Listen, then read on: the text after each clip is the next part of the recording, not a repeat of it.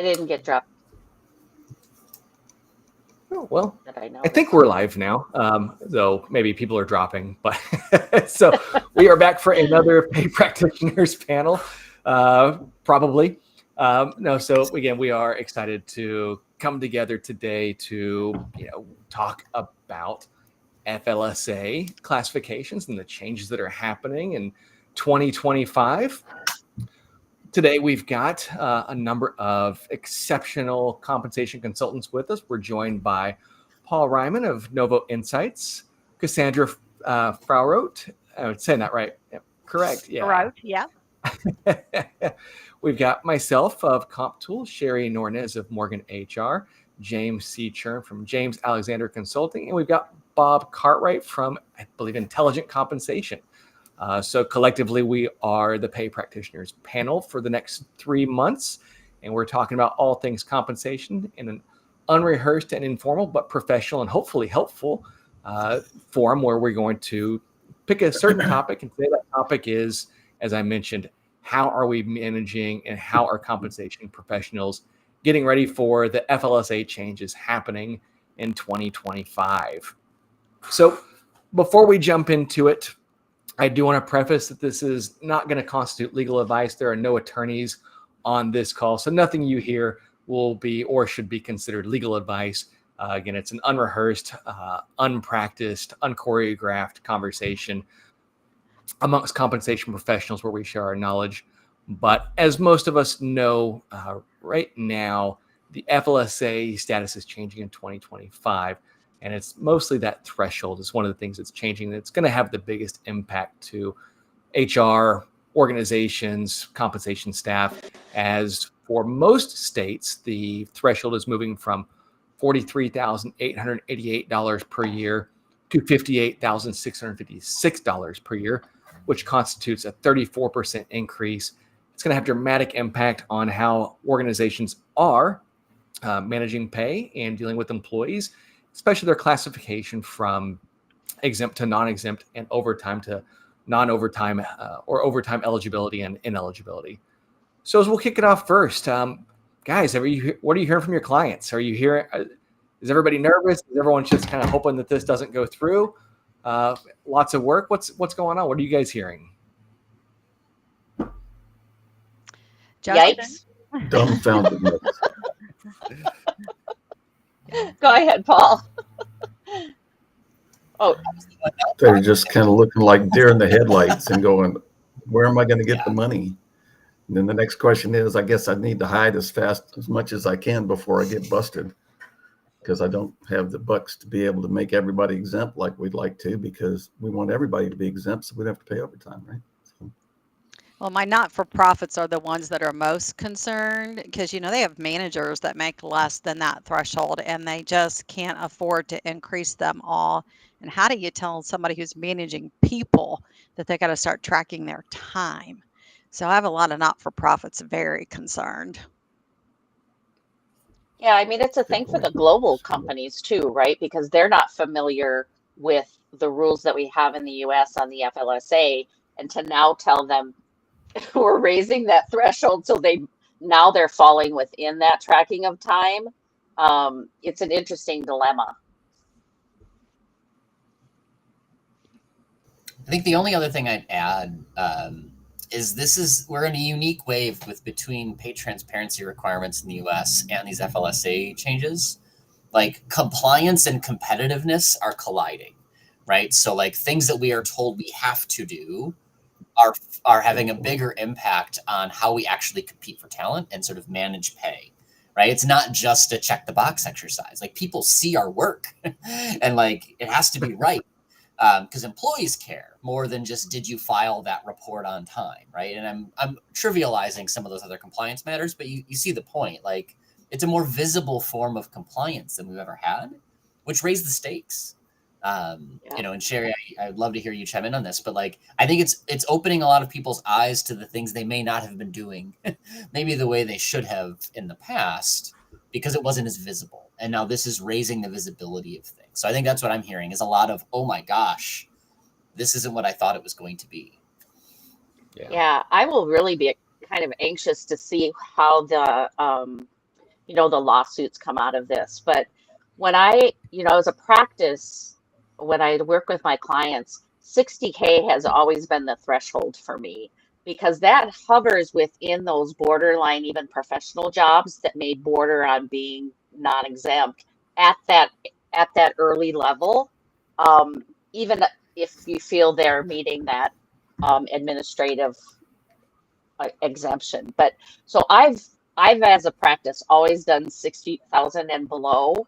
And so, Paul, we talked earlier how, that's because I told him that I generally find at least 30% of jobs may be misclassified, right? Just from a data standpoint. But that's kind of how you get there. And, people go, oh, this is awful. Comp people do two things. We say, one, it depends. And then the second thing that we do is we actually say, yes, but this is an opportunity to kind of shore up your job description, shore up your pay, and really sit back and think about that level of work that we need and how is that changing based on the influence of AI. And, lots is going on, and they haven't updated those duties tests. And that's, I think, where they need to focus, is on the duties tests. It's interesting that way too, is the fact that the comp folks are now going to put their black hat and white hat back on again, because they're going to go back up to the C-suite or go back up to management and go, here are the things we're going to have to do to spend your money, and they're going to go ballistic. And oftentimes the comp guys, the bearer of bad news from time to time in terms of what you got to do and why you got to do it from a legal perspective. And then they're going to start coming back and go, well, how do we play in the gray area? And so it's going to be a lot of push back and forth in terms of what is the gray area and how do you go about doing certain things. And it's going to be an organization review process too, because they're going to start thinking about how they're going to mitigate that expense and how to best deal with that. And so it's going to be really interesting, because this isn't going to go away. Not like it did a few years ago. This has already been slam dunked through Fifth Circuit Court or whatever. And so from that standpoint, it's going to happen. And I think people were waiting to think, well, we did all this work the last time and didn't do anything, or we did all this stuff and then it didn't do anything. And now it's the opposite effect. Nobody's done anything to some degree. And now it's right on top of them. And they're going, well, I won't give it the acronym. Well, and it came into effect in the first phase in July. And if people weren't paying attention, then you're already behind the 8 ball. So it's just an opportunity to again, there's opportunity. Maybe we're going to have to scratch that off our list of words we can't use as comp people, but it is really it's an opportunity to take a hold of your job table and really understand those jobs and go back and do a deep dive. And where should the work reside? It's all about the work. I also think the message is coming that it's not a one and done. A lot of people think they can do this and they set it aside until 6-7 years later they decide to change it again, right? Now it's going to change every 3 years. This is going to be something you're going to be constantly chasing now. And, people need to keep that in mind as they're evaluating who they're going to give increases to.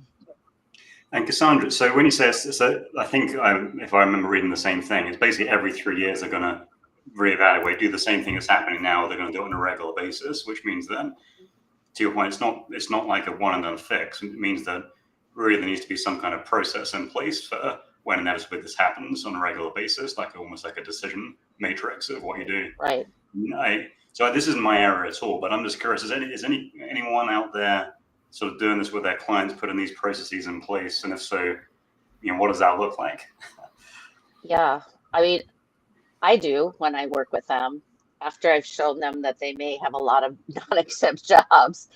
It's really, working with the leaders and helping them understand the type of work that needs to take place. And every time there's a reorganization, a new job posting, someone leaves, that's really that opportunity to go in and take a look at that job to make sure that it's right. Because the worst thing is to go back in history and fix stuff if you can hit it at the beginning. Yeah, there's a comment in there, Macy, thank you. And Justin, I know you have like a magic button where you can highlight it, that I would love to get the group's opinion on as well. I certainly have an opinion. It's this, and Bob, you said it somewhat tongue-in-cheek, I think, or maybe you felt it personally, I'm not sure, but like of course we want people to be exempt. And there's this baggage associated with being non-exempt, right? And I think, Macy, that's sort of where your comment's coming from, which is, when I go to a manager and say, yeah, your employees are going to be reclassified from, exempt to non-exempt, there's this visceral, like, emotional reaction of, oh, that's terrible. And I try to like tell the story, like, it doesn't have to be that way, right? Like, why are we assuming that non-exempt is terrible? So I guess I'd love to hear stories on how do you coach people to get managers and employees on board with, like, we can all take different perspectives on government, but like, I don't think this is one where the government's trying to hurt anybody except for maybe employers, right? That's actually, they're trying to help sort of encourage fair labor standards, right? So I guess I'm open to discussion amongst the group of how do you talk about the value of being non-exempt so that you can get these managers and employees sort of over the hump, because it should be good news, not bad news.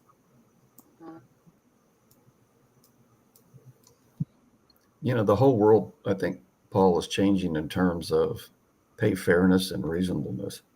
And if you look at what it costs to live these days, there's a lot of states, a lot of counties, municipalities and stuff that have gone to living wage. So if you ever do business with them, you've got to pay that living wage or you're not in compliance. They can cancel your contract.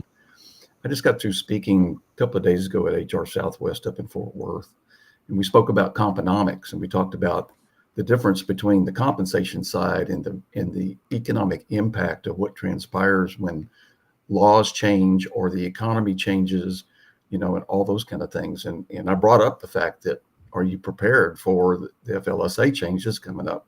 And have you already started with the July scenario? And it was like looking at 150 people in the room with the deer in the headlight look, those tell me more. And it was like, I was shocked. And of course, a lot of these folks are HR practitioners. Some are, one and done in terms of HR and a lot of different organizations, those kind of things. And they're like, oh my gosh, are you kidding me? And so from that standpoint, it's an education process. Managers don't like it because it costs them money, hits their bottom line. People don't like it because if you're having to change my classification, you're demoting me because I used to be exempt and now I'm non-exempt. And there's really all it is you're exempt from overtime. There's no other scenario related to that. And so it's going to be really interesting to come up with a positive spin on what that entails and how organizations need to really do an org review to determine what work is being done in the organization and how we best going to deal with that in the future. And then the other thing I just want to say real quick, I pulled up a U.S. chart of all the minimum wages across the country. And if we're talking about geographic marketplace today and what people get paid and what don't get paid, man, there's a discrepancy of what the minimum wage is across the country, And it's so from that standpoint, I'm not sure how many people have really thought about on the geographic side what that means in terms of having to pay people, especially if you've got folks that are non-exempt that are working from home. And are they really hitting the minimum wage when they're doing, somebody's a low cost area and they're living in California? Are they addressing the minimum wage issue? It's a very complex and interesting process we're in right now. And one of the questions I have for the panel, especially, and this is, I think we're going to start seeing this quite a bit, where we're going to have two people doing the same job with potentially two different FLSA classifications, because it's not the jobs that are classified as FLSA. They're not exempt or non-exempt. It's at the individual level. What am I actually doing? How much am I actually earning? And when we think about pay fairness, is it fair that two people in the same job, that one would be eligible for overtime and the other would not be? And how do we, as compensation consultants and practitioners, begin to address those concerns of how are people being paid fairly? Is it a one do we look at it at the job level and say, now our ranges are, they only go up to this high or they only go down to this low. So we're making sure we address that. Or do we think realistically we will have companies with 2 employees in the same role, one eligible for overtime, the other not? And how does that start to play out from pay fairness? I have not seen clients willing to go that direction, right? It is really it's 2 choices. It's do I raise everybody's wage rate so that they get above the threshold, or do I make everybody non-exempt? Some of that, if you fail the duties test, it doesn't matter. But it's really, there's not a lot of tolerance for the hybrid. One, for pay fairness. Honestly, the argument more often is positioned to me as an administrative one. Like, it's just going to break my system because sort of exemption status is tracked at a job code level. I have to create all these extra job codes. So people say it's not worth it. Like, yeah, I can save a couple of bucks doing it, but it's not worth it. So the default answer I've had is it's one or the other. You're either raising people's wages, that costs money, or you're reclassifying everyone in that job as non-exempt, and you analyze how much that's going to cost you. Sometimes 0, sometimes it's actually a savings I had in one circumstance, and sometimes it's more. It just depends on the way that work happens within that role. It depends. I heard that, Paul. It, And I think we should have like a quarter. We can put a quarter in when we say opportunity or it depends, and then go on a vacation. It's my own joke, and I fell victim to it. So, I mean, you bring up. I'm sorry. One more thing, Bob, just a quick one. I think the interesting thing is everybody's focusing on the 55K that's coming in, but what you really need to do is first do the duties test. The pay is what it's going to be, right? First, please make sure they're meeting one of the duties tests. And I know when I work with question earlier was, how do you convince the leaders? I said, well, I got to tell me which duties test this job meets, right? In their head, they think the work is exempt level work. Maybe they're in an office setting. That's usually where the majority of the errors come in. They think, oh yeah, that's definitely administrative. And I'm like, is it really though? And challenging those duty tests first and then figure out, I just don't want to miss that because we focus on the pay, but it's really all about that duties test. Go ahead, Bob. It's interesting. Both yours and Justin's comments walk right down this path.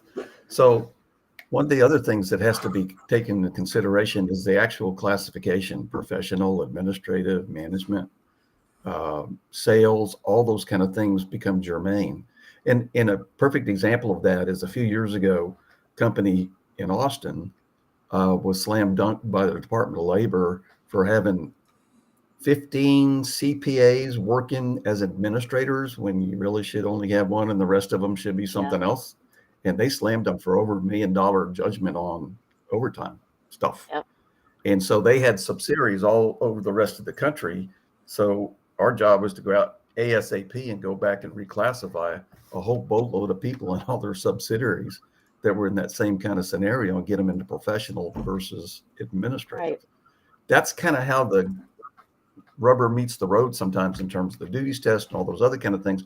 But you got to read the fine lines in terms of what they're actually asking for in those duties tests for those classifications. I love that CPA. And from that perspective, I love that CPA example, Bob. And I'll tell you why. Because does the job really need a CPA? Well, it begs the question. The other is the fact that if you got a CPA, you're pretty much a slam dunk on the professional side. But if you read the requirements on the administrative side, you're looking at onesies and twosies at the most. It's like the same thing as an executive assistant. How many executive assistants do you have in the organization that are exempt and the rest of them are what? Non-exempt. Well, or administrative. Yeah, let's think about that a little deeper though. So if you have a CPA, it's a slam dunk in the professional category, right? That's what I heard you say. So if I come in with a doctorate degree and I hit the professional, but I'm going to be an executive secretary, that's not really the exemption that applies to the job, right? So you really have to look. That's why that CPA piece, I'm like, does that job really need a CPA? You'd like to have it, but do you need one to do that job? Because then that slides right out of that in professional category. Doesn't need it. Just to add to things we're seeing, I have clients when they do really go through that duties test again, same job title, maybe there's 3 or 4 people in it. What they find is there is one person that is doing something different, something in addition, something more. And so they will reclassify that person under a different title so that they can make that person exempt, provided, they meet those duties and they are above the minimum salary, and they don't have to change everyone else in the same title. So I know we've talked about the duties test, a couple of times already, but that duties test is so essential, and 90% of the people miss that factor right there. Yep. It's all about the pay. Yeah. If you do a deep dive on those exemptions, that's where I find it, Paul. You asked me where I found that 30%. It's generally on that duties test and the misclassification in the professional and the administrative. Those are the two sticky points. Yeah, I'm getting, and I think I saw it a comment earlier. I don't remember who, but I'm also seeing a lot around sales roles. Yes. Because the way the duties tests are written, they talk about sort of outside sales. Sales, and, yeah. This whole pandemic thing sort of changed what that meant. And, and nobody updated the guidance for what that meant. In terms of visiting, right. I don't know if the exemption words are funny, but like on customer site, I believe is how it's talked about. Whereas most sellers sell like we're talking now in a modern world. So is that outside or not? And how does that factor in? So that's where I'm seeing a lot of, okay, we should talk about, do we need to flip this? Because nobody is majority selling on customer sites in a lot of the companies I work with. They don't have a role that does that anymore, because it's the pandemic changed expectations and it's cheaper to sell via Zoom. So that's another. Yeah. Now, Paul, if I change your title to fuller brush salesman, we're covered. We're good. Door to door. I mean, and I coming back to my point too, like I focus a lot on how do we remove the stigma of tracking time and being hourly. Yep. I mean, now granted, I'm in a consulting role. My team tracks time for business purposes, what we do, right? But we're proud of the fact that if people work more, they get paid more, right? Yeah. Like that's just a fair thing for us to do. And I get culturally it's different, right? But we're talking about role. I pay my team more than, than the FLSA threshold, and it's okay. We don't classify as non-exempt or exempt. The whole point is we pay you more if you work more. So like, I want to find a way where we can talk to the world that that's okay to structure your workforce that way. It's different. I get it. It's a change management issue, but like, I actually like the way it sounds, where if I ask you to do more, there's something in it for you. Yeah. So that's more the lens that we try to take with our clients is how do we change that mindset? Yeah. And I think the other thing that came up was, how do you, in this whole non-exempt, exempt world, there's that tendency to want to make it feel better, to make non-exempt employees salaried non-exempt. And the danger with that is they begin to think they're exempt and they're not really focusing on the work. So they may not accurately be reporting their time because in their mind, they're salaried. So we're not deducting pay necessarily, right? They're not putting in, maybe they are, I'm sure they are putting in overtime, but they may not be because they took an extra long lunch. So it blurs the line between salaried exempt and hourly non-exempt. If you make salaried exempt, or salaried non-exempt, you're not fixing anything, you're hiding it.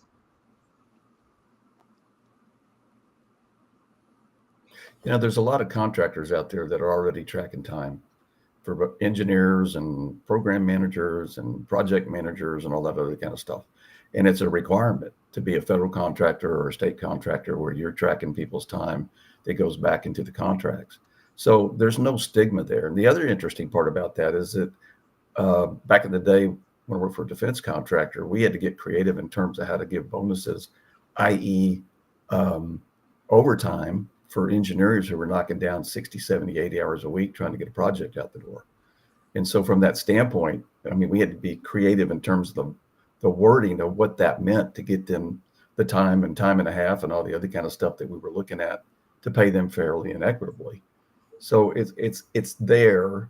And somebody made a comment about, do you think the DOL is going to come back and start really re-looking at the duties test? They should have been doing this for a while. And I think they just don't have the staff or the folks there to do it. So it's sometimes it comes down to them against us in terms of how to best describe how that works. And so best way to catch a mouse is act like a cheese and figure out the best approach to make it work. Yeah, you're right. And it's kind of that risk piece a little bit, right? So if they're not going to change the duties test, it really becomes a he said, she said, right? Then the attorneys get involved and it becomes very, very expensive to debate duties tests that should be shored up. But they're not. So here's what we got. This got it. And I'm curious too. Do we believe that it is the compensation's role to determine FLSA status? I mean, there are attorneys that this is all they do. And compensation does so many other things. I've always wondered, if there was ever a doubt, we would classify the role as non-exempt. That was just our default practice, or we would pull legal in. But do we, as compensation professionals, have the expertise typically to make those determinations, especially when the stakes are so high, especially with these big changes? Or are you recommending that folks work closely with their legal departments? I'd love to know from with your clients. Are you say, hey, this is what we think, but this isn't legal advice still? Yeah. Go talk to your attorney. When I usually go with a report, we do it with counsel in the room to review the results, to just explain that this is what we see from the data. I think you need to do deeper dive into the jobs to make sure that they're classified correctly by a duties test. So then we kind of, pass it off to the client to look into that. But I had a recent situation that was a pretty major. Sherry evaluated that job correctly, and they did take it to legal counsel to confirm, because I was like, it's your job, guys. All I see is this paper. It's your job. And they really did not want to make that job non-exempt. So they brought in legal counsel, and legal counsel cited that the job should be non-exempt. It's interesting, and it's a good point, Justin. Again, back when I was with a defense contractor, we had folks all over the country and all over the world. And so from that standpoint, for some reason, being the corporate global comp guy, we ended up with the designation of you're the experts on FLSA. And the deferred back was the attorneys. And so we spent a lot of time messing with FLSA across those whole areas, because at the end of the day, you had DOL hitting all those subsidiaries and plants and all the other kind of stuff, trying to make engineers non-exempt and all sorts of other wonderful stuff. You get rogue auditors all the time that can just drive you up the wall. But the interesting part about that is, as a result of that, I got invited back during the George Bush administration, when they were looking at FLSA, to serve on a group that basically wrote content back to them in terms of what they needed to do to refresh it and improve it. We get hired to do it. We have always got the caveat, if you're not comfortable, at the end of the day, we suggest that you seek legal or financial counsel to make sure that you're happy with what you got. But if you look at it, weighing it cost-wise, it's going to cost you a lot more for an attorney to go out and do your FLSA work than it's going to be somebody like, a compensation consultant who's going to go in there and basically do the exact same thing they do for probably half the price. I have a strong opinion here, Justin, and it's mostly around the future of a comp professional, which is we need to be the experts at understanding work.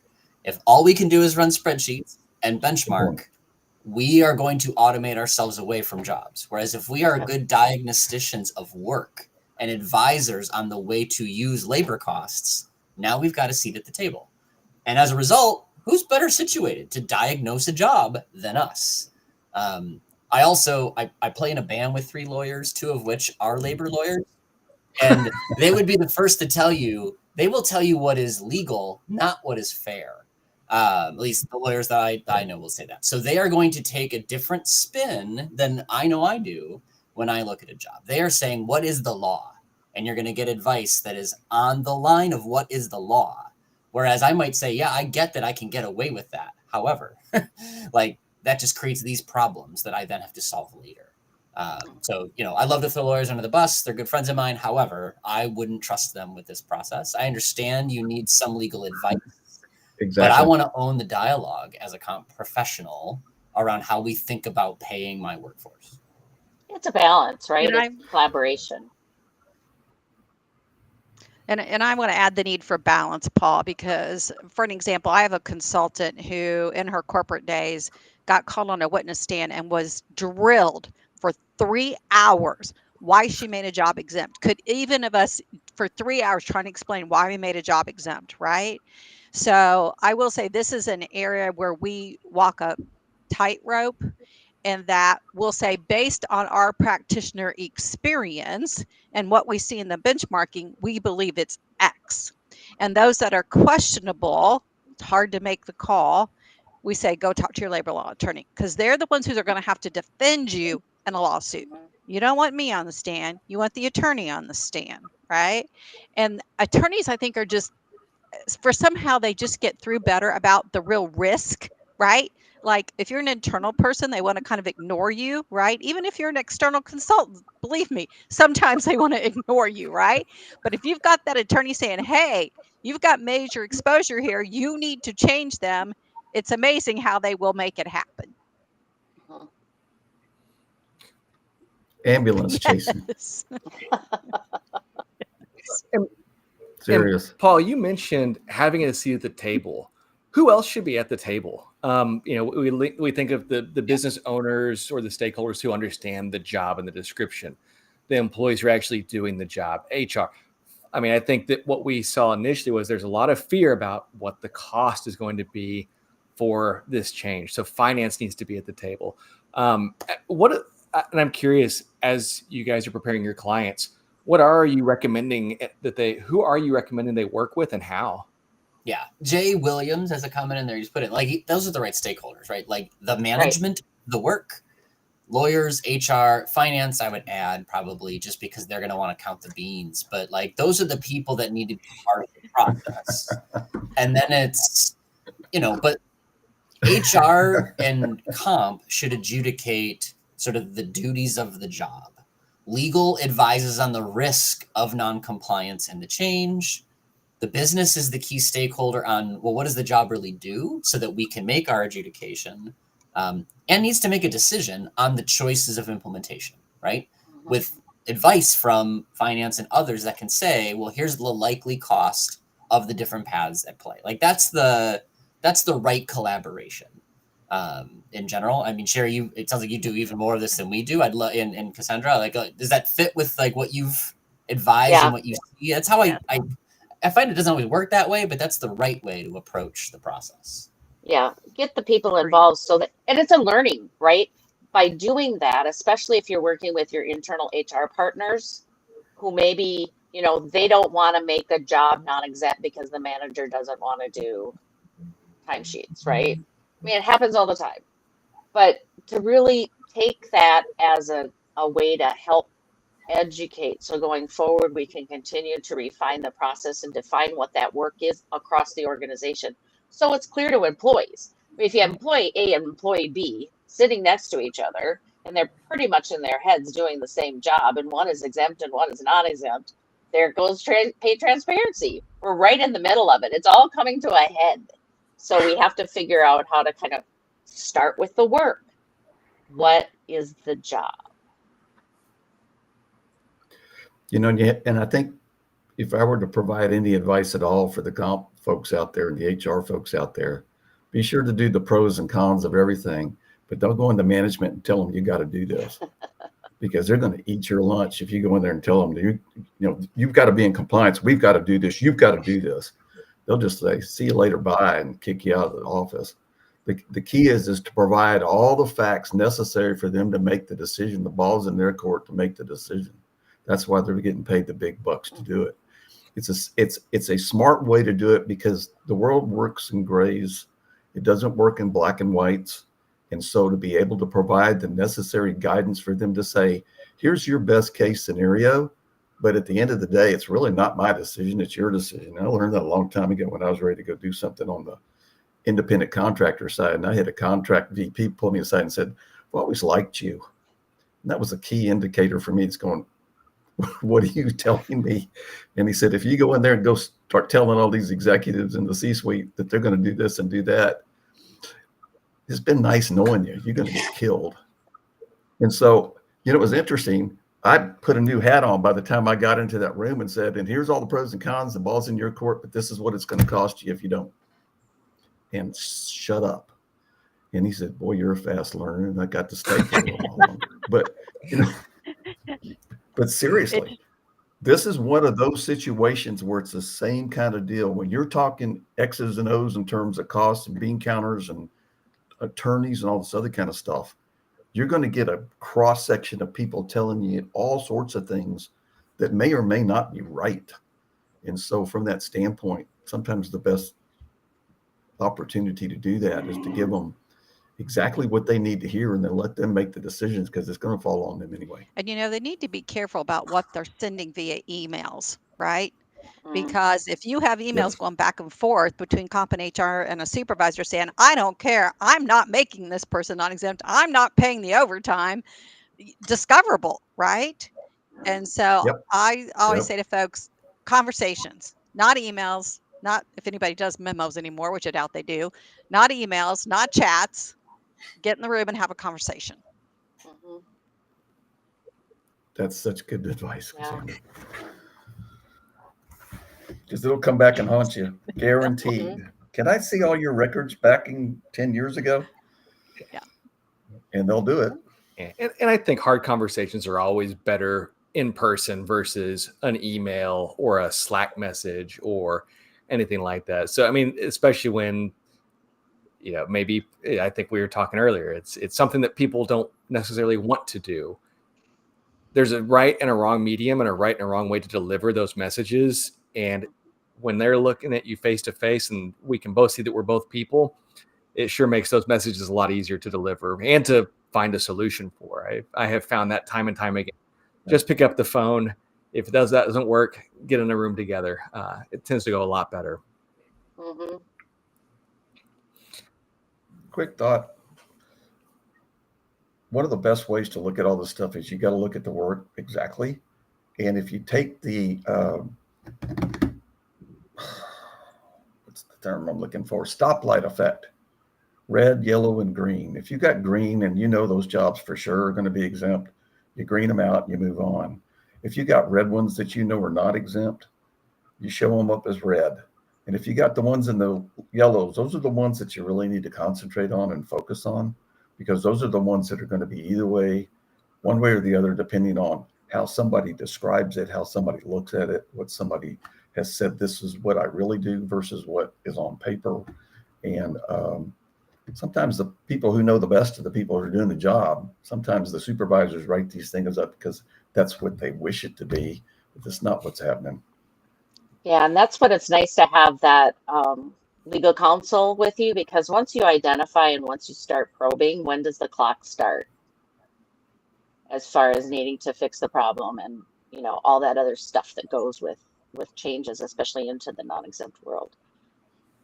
Oh, It would be a fascinating game show, a very nerdy game show. Like at a conference, it would be kind of fun to do like a, evaluate this job, exempt, non-exempt. Because what I find is we are all accomplished comp thinkers. I'd be willing to bet I could pick out 10 jobs that across the 6 of us would be split 50-50.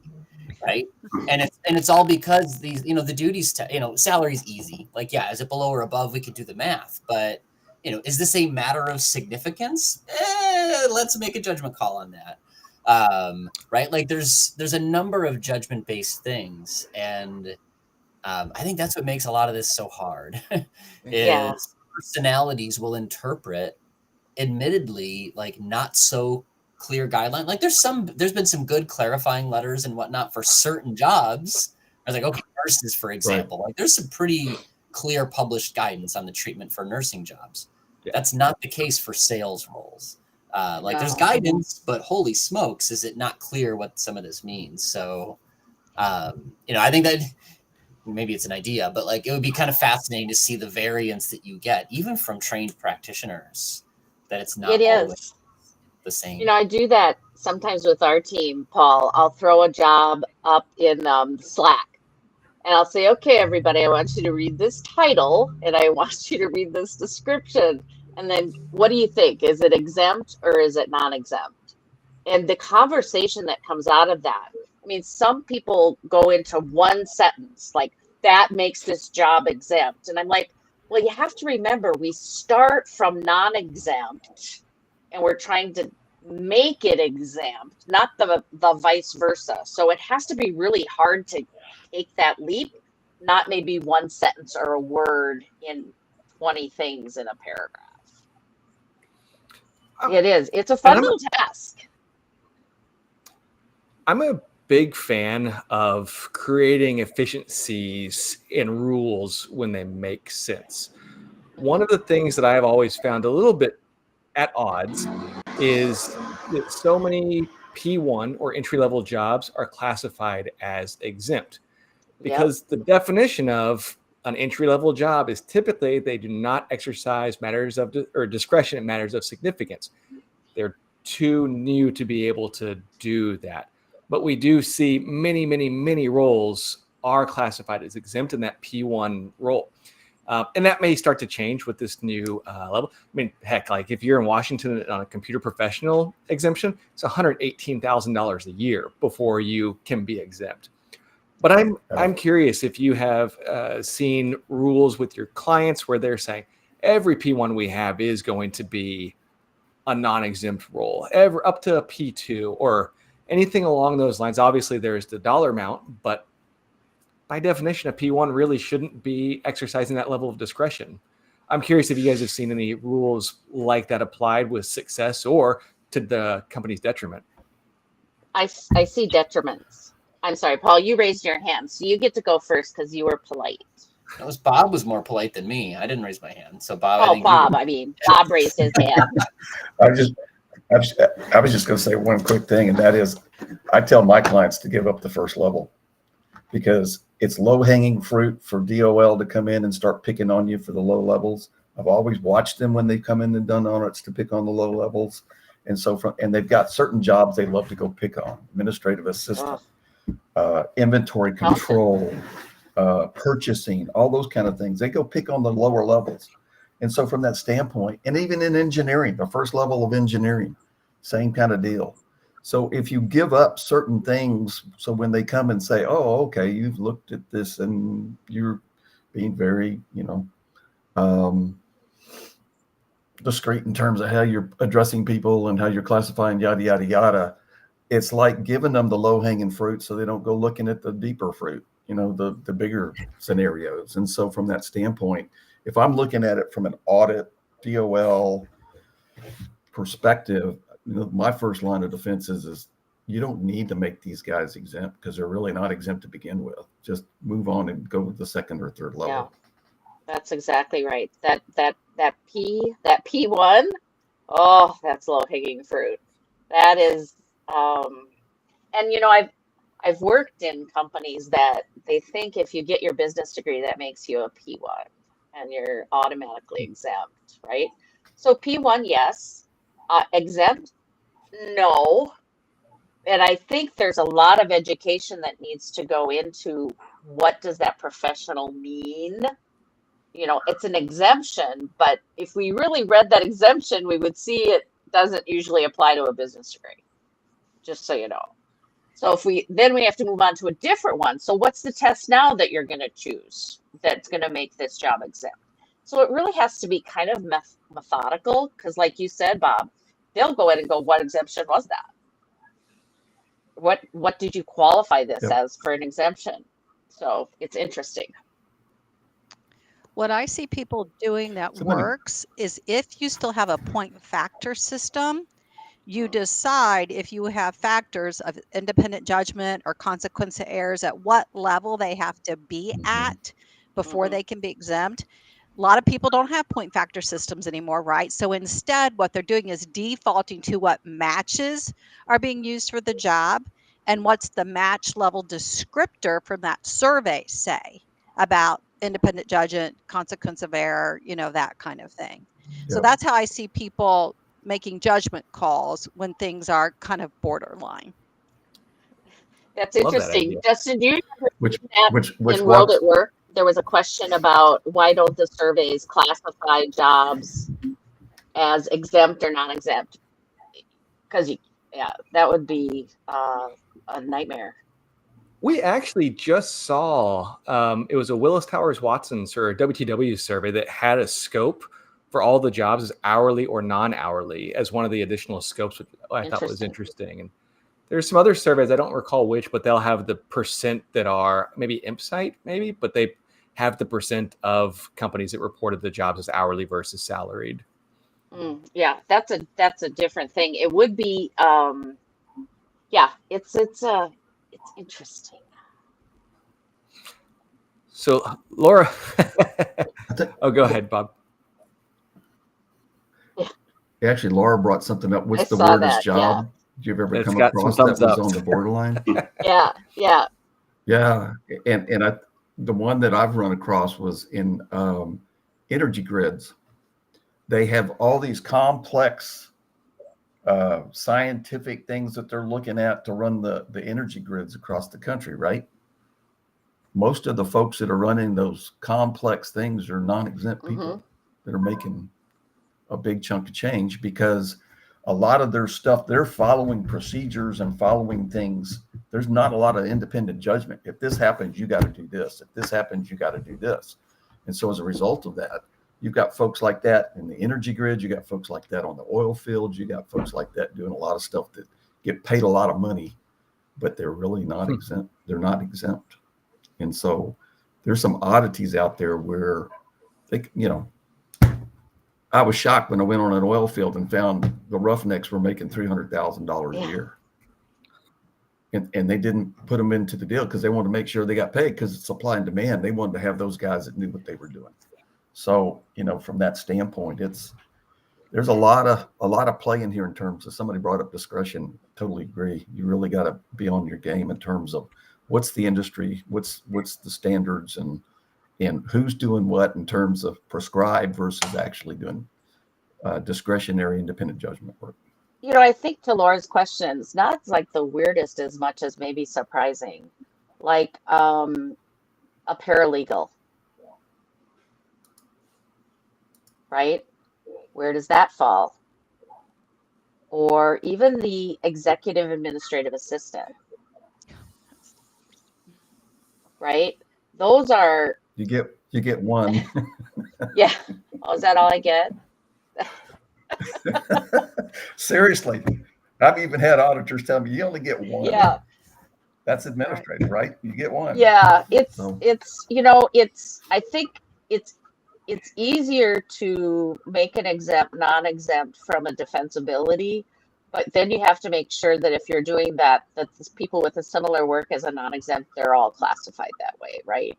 You can't onesie twosie it. So, and again, back to who should be owning this company, who should own this? And I'm all about comp really going in and understanding the job and doing the work and making sure that they kind of own that, because if they have the source record of the job description and the job description isn't aligning to the job, then there's a misalignment with the classification, there's a misalignment with the benchmark, there's a misalignment with pay. I mean, there's just a whole host of problems that we have to try to sort out every day. The two most interesting ones I've seen are mortgage loan originators and events coordinators. Oh, events coordinators, yes.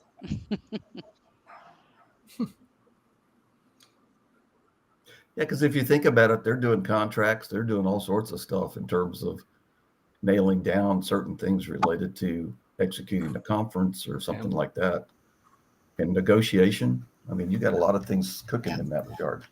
I had Yeah. one just to Cassandra's point about not-for-profits. I don't do a lot of not-for-profit work, but in a few, they're relatively small. And we basically suggested that a direct report to the CEO of the not-for-profit was not exempt, because the way that they ran, they didn't merely make any decisions, right? Their title was a VP, but I'm like, you don't make enough to be considered an HCE, and you're not really satisfying the duties test. Like, so it was awkward. It wasn't like weird. It was more just a hard conversation about, this is the way that your work happens, and that's the way you're supposed to do it. I actually don't know where they finally landed on it. They didn't tell us, but like, I know what our recommendation was, and it hurt a little bit when you say it out loud, that this VP role really isn't making making a difference is the way they interpret it. I'm like, no, that's not it. It's more the nature of how they make decisions in your organization. They don't make them, you do, speaking to the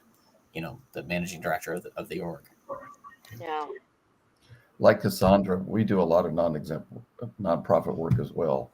And, from that perspective, it's very interesting because you're right, and in the non-exempt world, they'll promote somebody to a VP just to keep them on board, just to make them happy. And they'll stay a year with that VP role, and then they think they can go out in the real world and get another VP role. And it doesn't work that way. It's like they're stuck. So it's interesting. Michelle has mentioned the highly compensated, and we didn't talk about those numbers in the beginning, but that highly compensated number is going up $18,200. So it is a huge jump. And so, everybody's worried about, the low end. You better pay attention on the high end too, because you could very well have some that previously could have been classified as highly comp, but do you want to give someone an $18,000 increase to continue to classify them as highly compensated? That's got to look at both ends of the spectrum. Oh, and on that, did you know that the state of California, to the last of my knowledge, doesn't acknowledge the highly compensated? It doesn't take that into account for its exemptions. So it would be greater than the federal law. So yeah, that I was in a meeting with an attorney from California, and I learned lots of wonderful things about the California rules. And that was really like got that. Yes, states have different requirements for highly compensated too. And I always found, going back to Laura's question, and it wasn't a weird one, but it surprised me, was, the computer exemption status in Washington and California. I mean, we're talking 118,000. It's 115,000 in California right now, moving up to 118, and Washington has a similar threshold for engineers and other computer professionals. So that one jumped out and surprised us several years ago. That's another one of those confusing duties tests, Justin. If you really look at the duties test on that, I hate it very much. It's as clear as mud, and then you throw that high exemption on it. I'm curious if Washington and California didn't do that, though, to lean in on what they really view as that high computer exempt individual versus the other people in the role. Sure. So the different effect, rather than, having people being paid that much, maybe it was the opposite effect they were going for. Who knows? Someone asked a question, if the FLSA were a movie genre, what would it be? And I think it has to be a political thriller. I'm thinking something along the lines of All the President's Men, except with a misclassified executive assistant. That goes right to the heart of government. And I think that if anyone would the screenplay for that, I think we've got something else. Oh, that's so funny. I was going to go not really a movie genre, and Laura, thank you for sort of spicing up the chat, other than calling me old, just to put that out there. But I was going to go with opera, which is most people have no idea what is actually happening, but everybody has an opinion about it.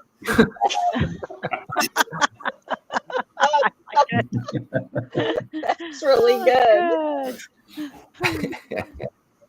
Unless it's a lyric opera, and then you get it over and over and over again what the message is.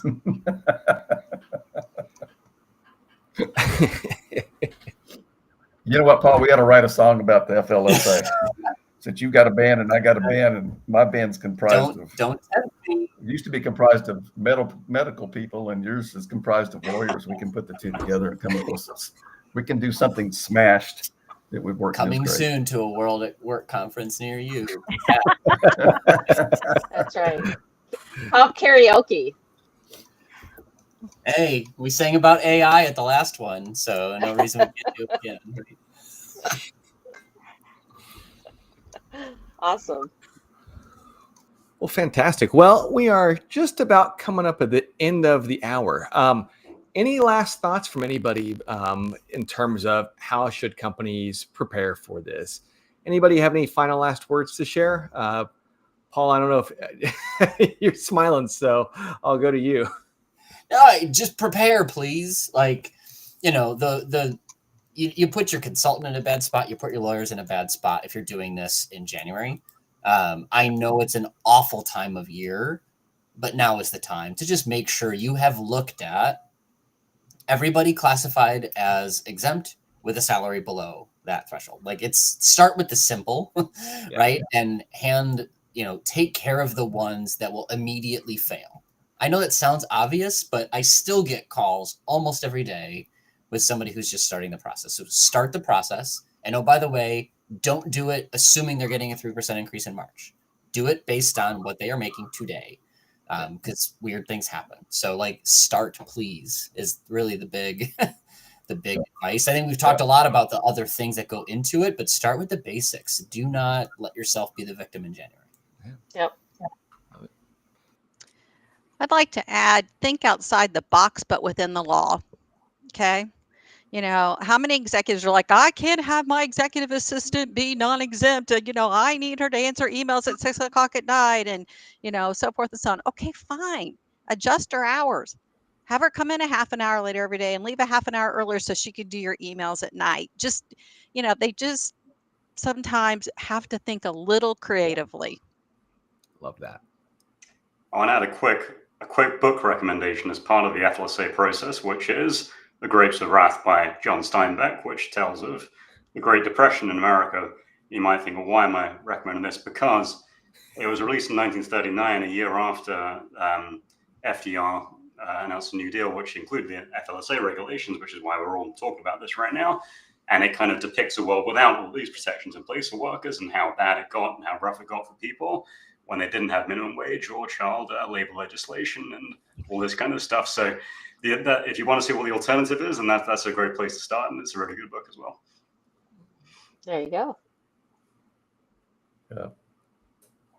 Well, fantastic. Well, everybody, it's been a great conversation. I think that it's certainly let me think about a lot of 502 pages. Man, that is a long book.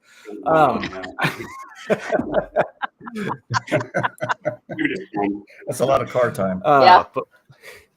But no, thank you guys very much. I think it was really informative, useful, and I think there's a lot of great points. Thinking outside the box, preparing, making sure that we're being aware of what the low-hanging fruit is and how to address those. And I'll close off by saying, good luck, everybody. It's there's less time tomorrow than there was today, so lots of time to get started. But again, thanks so much for joining. Thanks, Paul, everyone. Cassandra, Sherry, James, and Bob. Well, thank you, Paul. I'll send you the lyrics if you'll put music to it. All right, we're off and running.